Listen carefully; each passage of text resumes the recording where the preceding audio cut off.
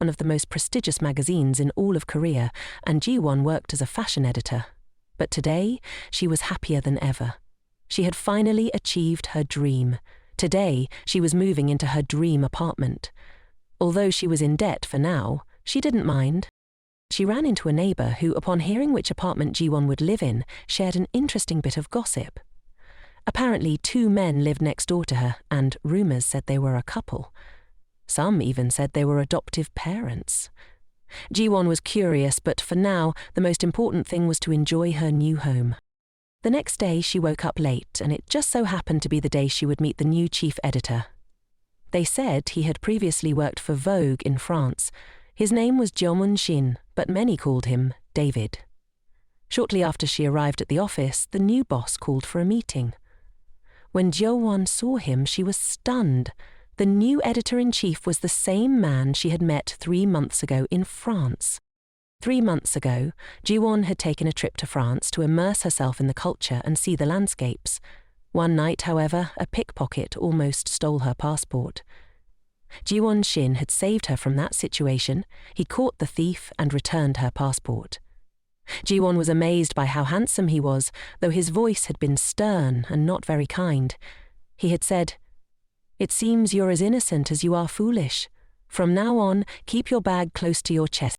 Jiwon thanked him for his help, but she had been so distracted by his good looks that she didn't even realize he had insulted her. On impulse, as she watched him walk away, she stopped him and asked him to have a drink with her. And after that, well, she had her first one-night adventure. How could Jiwon forget? She had traveled to France after finding out that her ex had cheated on her. She was open to new experiences, acting impulsively without worrying about anything. But she doubted that the man would remember her.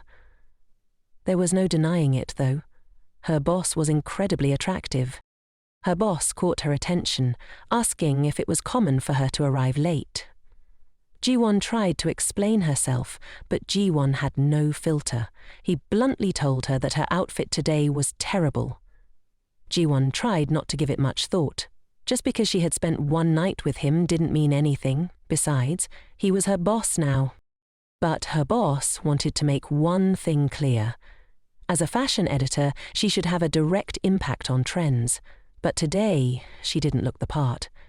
As he passed by, he said in French, "Look at yourself." Later, Jiwon left work feeling frustrated. Running into her one-night stand had been bad enough, but now he was her boss. Just then, someone grabbed her arm. It was Jiwon, who had been waiting for her. He wanted to ask her something personal. How does it feel to leave without saying goodbye? Jiwon didn't understand until he mentioned that he had a photographic memory. So he remembered everything. Besides, how could he forget? She had left without a word. Back then, Jiwon had panicked. She had never done anything like that with a man before, and didn't know how to handle it, so she ran away. But she didn't tell Jiwon this. She simply apologized. He didn't care much about that anymore.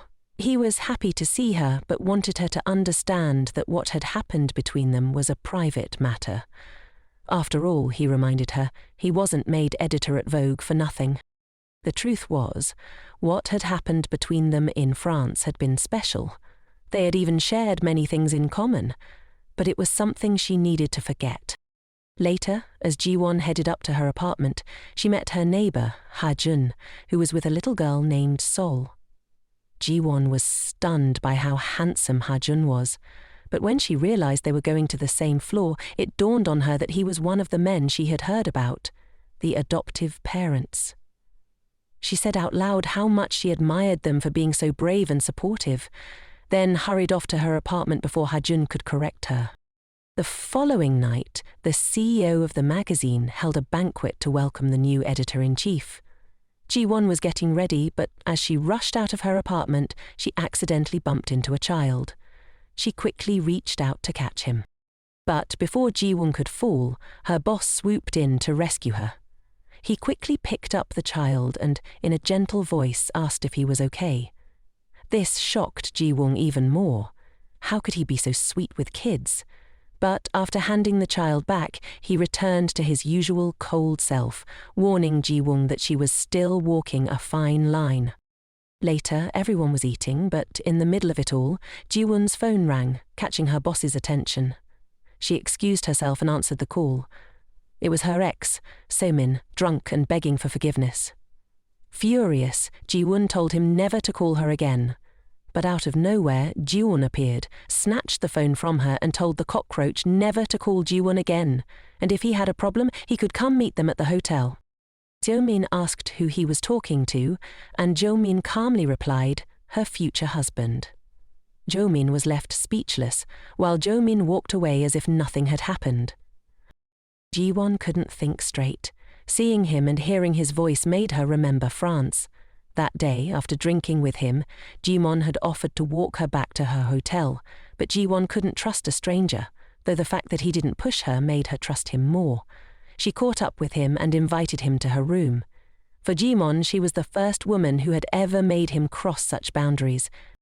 Meanwhile, Ji-min returned home, where everyone assumed he was in a relationship with Ho-jun, but the truth was they weren't a couple. The little girl, Sol, just called him Daddy, and he didn't care about the rumors. The only thing that mattered to him was seeing Sol happy. Weeks passed, and the team prepared for the November edition of the magazine. The big boss, Ji-min, was waiting for ideas, but everyone presented lackluster suggestions, that is, until Ji-min proposed something. With Firefighters' Day approaching, she suggested hiring real firefighters and creating a photo shoot with fire to raise awareness about fire hazards. Ji-min immediately asked everyone to leave with their useless ideas, except for Miss Chu, the only one who contributed something valuable. Once they were alone, Ji-min started acting a bit bold, asking her to come closer, reminding her of that night. That night in France, Ji-won had rushed back to her hotel and jumped into the shower, not because of what they did, but because she was scared. What had made her invite a stranger to her room? Maybe it was the heartbreak, being in a foreign country, or the fact that this man was incredibly handsome. It had driven her crazy. A while later, she came out of the bathroom and asked if he also wanted to shower. He did. Afterward, they drank and drank until Ji-won lost control. She started telling him about her breakup and how her ex had cheated on her, but as she stared at Ji-won's handsome face, with the alcohol making everything seem even more perfect, she lost her composure and asked him to kiss her. Before things went further, Ji-won asked, "Do you really not have a girlfriend?" Ji-min replied, "No, not all of us are like your ex." With that, Ji-won decided to have a one-night stand with someone she thought she'd never see again. Later, Ji-won was heading back home and bumped into Ha-jun again. She asked him how his partner and their daughter were doing. Ha-jun recalled that Ji-won had told him not to confirm or deny anything, to just let the rumor of them being a couple continue. After all, they didn't care what people thought. So, Ha-jun simply replied that they were doing fine. They chatted for a while about work, and Ha-jun mentioned he was a doctor specializing in liposuction. After the conversation, Ji-won went home, but she still hadn't told him her name. However, his flirty smile gave her a bad feeling. Meanwhile, Ji-min arrived at Sol's grandmother's house to pick her up, bringing her favorite flowers. Jejin's favorite. He still remembered her, and it felt like any moment she would walk out to greet him. He knew he could never forget her. Later, as Ji-min drove Sol home, the little girl told him not to cry. He wasn't crying, but it seemed she could sense his emotions. He gave in and comforted her as she cried, not wanting her daddy to be sad. Ji-min reassured her that he wasn't crying, so she shouldn't either. He knew Sol was just like her mother. They arrived home, and Sol had already fallen asleep.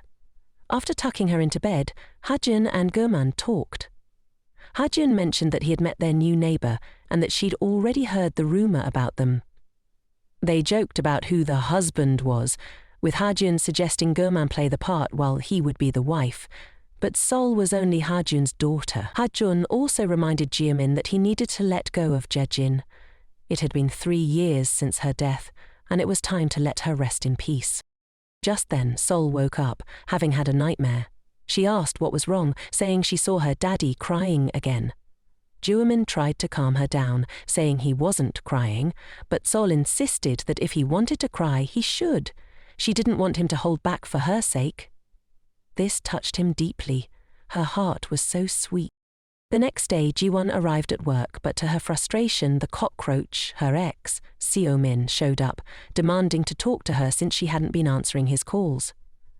Jian was frustrated because she had done so much for him, and she wanted to get away before she lost her temper, but just as he grabbed her arm, her hero, Seo-min, appeared.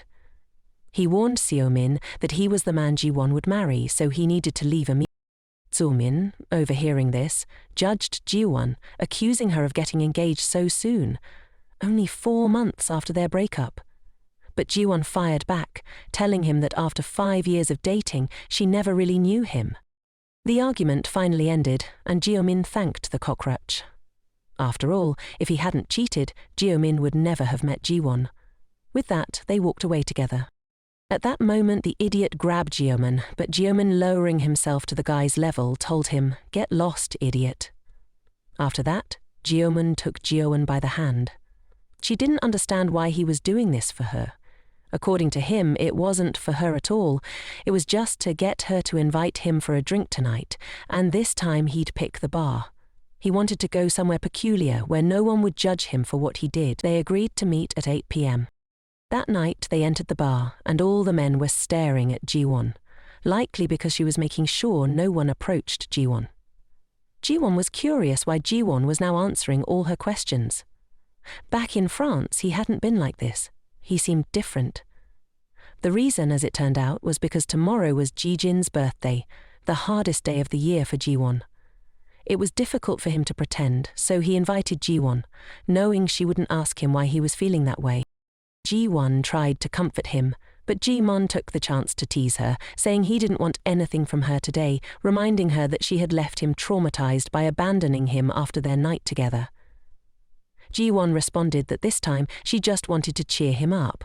She didn't fully understand why, but it seemed like he needed a bit of encouragement. Thanks to Jian and Sol, Jian felt a little better, so he thanked her. After that, they went their separate ways. The next day, Jian ran into Hirachell and Sol. Sol asked where her husband was, and Hirachell told her that Jian had been drinking last night and was still at home, sleeping. Jian was surprised that she still hadn't met him, and Hirachell was tempted to tell her that they weren't actually a couple, but he decided not to say anything. After saying goodbye, Hirachell told his daughter, who was still sleeping, that maybe it was time for him to start dating again. Later, Hirachell was at work when Jian called, furious that he hadn't woken him up. But Hirachell wanted to teach him a lesson. Every year, Jian behaved the same way, just because it was his sister's birthday. As the days passed, Jian learned a tough lesson from her boss. He asked her opinion on an outfit for the magazine's cover. She said it was fine, but when he mentioned he wasn't convinced, she quickly agreed with him, which angered him. If this had been an interview, she wouldn't have been hired. She needed to learn to have her own opinion. The work days went by and the weekend arrived. Jian spent it baking and relaxing. Meanwhile, next door, little Sol had a fever. Hirachell rushed over to Jiwan's apartment with Sol, asking her to drive them to the hospital because Sol was very sick. Thankfully, it turned out to be just inflamed tonsils and the scare passed, but Hirachell felt guilty. He was still learning how to be a father. After putting Sol to bed, he thought about his sister's words. She had always intended to raise Sol on her own, knowing she had everyone's support, and didn't need the father. But the day she passed away, he made a promise in front of her photo that he would give Sol a better life. Then Jian arrived, frantic, but Hirachell assured him Sol was okay. Hirachell told him he'd been so scared that he asked the neighbor to help them. But at the same time, Hirachell was furious. Where were you? When you came back from France, you promised we'd raise Sol together. Jian apologized, but Hirachell asked him why, as a doctor, his hands were trembling like that. Jian realized that the two of them were only pretending to be okay. But deep down, both Hirachell and Yeomin were suffering from the loss of Jejin. Hirachell couldn't stop trembling, and Yeomin grabbed his hand, asking him to calm down. In that moment, Yomin realized that if someone saw them like this, the rumors would only get worse. And they did. Because their neighbor saw them. To Yomin's surprise, it was Jian, the famous neighbor who had cheated on her husband. Jiwon quickly understood the relationship between the two. Hajun explained to Yomin that she was the neighbor who knew about the rumors and whom he hadn't had the chance to clarify that they weren't actually together, but they were still holding hands, which only made Jiwon more suspicious. Yomin pulled Jiwon away to talk. She was furious and didn't want to hear any explanations. She couldn't understand why she always ended up with men like this. That comment stung, because in her mind, Yomin hadn't respected their relationship. Jiwon started accusing Yomin of everything, not understanding why she kept getting involved with cheaters. She believed Yomin and Hajun must be in a long, serious relationship, especially since they had adopted a child together. Jiwon felt horrible, thinking she had been part of deceiving Hajun. She wasn't mad that Yomin had cheated. She was mad because it all felt wrong. Jiwon told Yomin they should leave things as they were for Seol's sake, but as far as she was concerned, their personal relationship was over. She walked away, but Yomin hurried after her, telling her to be polite. It takes two people to have a conversation, and he hadn't even spoken yet. He explained that yes, he and Hajun were raising Seol together, but they were just friends, not a couple. He added that if she didn't believe him, he couldn't force her to. Then he handed her his coat, telling her to go home so she wouldn't catch a cold.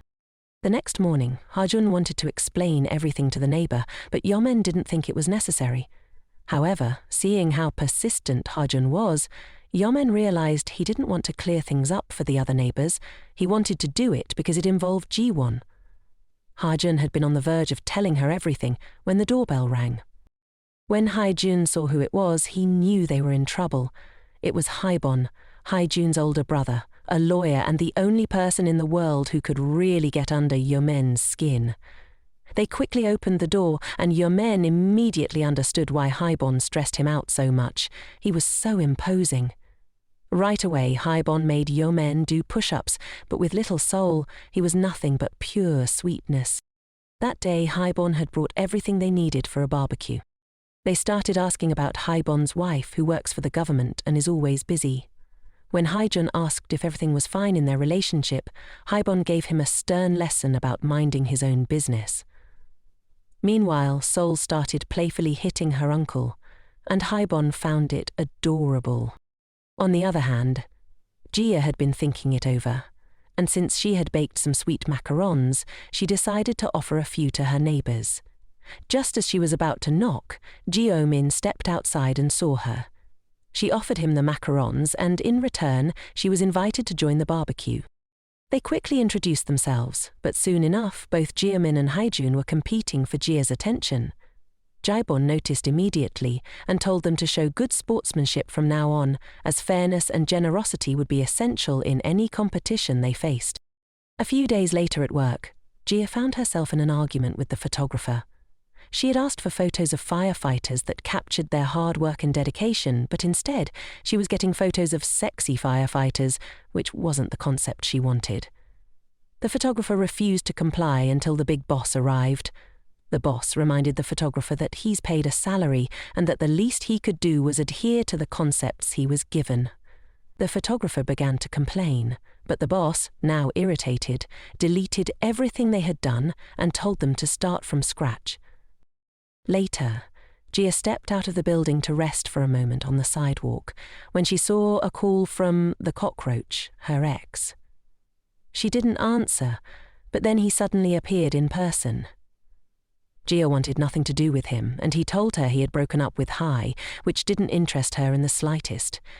She walked away, but he yelled after her, "Stop pretending to be strong." Jia didn't want to cry over him, especially not a man like him, but her tears began to fall. He tried to apologize for what he had done, but he got the scare of his life when a car jumped the curb, seemingly about to run him over, but stopped just in time.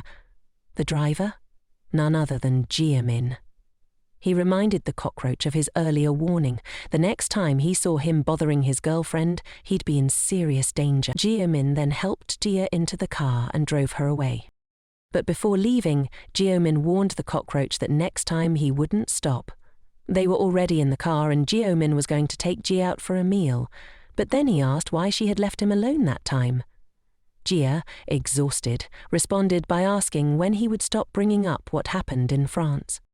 They soon arrived at a beautiful place, and the owner, Junil, was a good friend of Jian.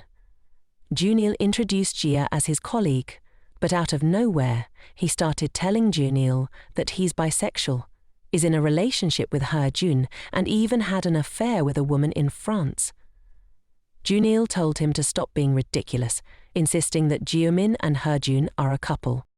Jian turned to Jia and asked, "Now, do you believe me?" Jia realized he had brought her there just to prove this point, but she didn't understand why he kept saying she should believe him. Getting closer, Jian told her he didn't understand either. He would let anyone else misunderstand the situation, but he hated that she believed something that wasn't true. Meanwhile, Harjan's mother was looking at childhood photos of her kids. She had a best friend who had a child at the same time as she did. She remembered her friend fondly, but it was a shame she had to leave, leaving her young son behind at just 10 years old. Jian's parents had died in an accident, and Harjan's mother had suffered deeply because Jian's mother was not just her best friend, but like a sister. At her funeral, she had promised to take good care of Jian so that her friend could rest in peace. To this day, she still saw Jian as one of her own children. At that moment, she called Hirachell, asking him to arrange a dinner to celebrate Jian's return from France and also to invite Haibon. The next afternoon, the family gathered for the reunion. Jian arrived and everyone was already waiting. Hirachell's mother was like a mother to him, and soon Haibon's wife, Mrs. Jian, also joined them. Of course, Haibon's father, who also treasured Jian, was there as well. They soon began eating. What started as a lovely reunion quickly turned dark. Harjan's father demanded so much from him, pressuring him to raise little Sol properly. But now that Sol was his daughter, Harjan had no intention of letting anyone force her into anything she didn't want. That's how her mother would have wanted it. After this confrontation, everything fell apart. Everyone went their separate ways, even Haibon's wife, who apparently had to return to work, leaving her husband behind once again. Meanwhile, Jian returned to work that evening and was surprised to find Jia still there, working late. He started watching her, noticing how much passion she had for her job. Initially, he had a bad impression of her, but the more he observed, the more he realized how talented she was. Realizing he had been watching her for a while without her noticing, he quickly called out to her. Since she was finishing up, Jian suggested they grab a drink before heading home. They went to the boss's office, where they began drinking. Out of nowhere, Jia told him, "I'm ready to listen to your story." But for Jian, this wasn't necessary. He just needed a little comfort. As if under a spell, Jia moved closer to him, and to his surprise, she kissed him.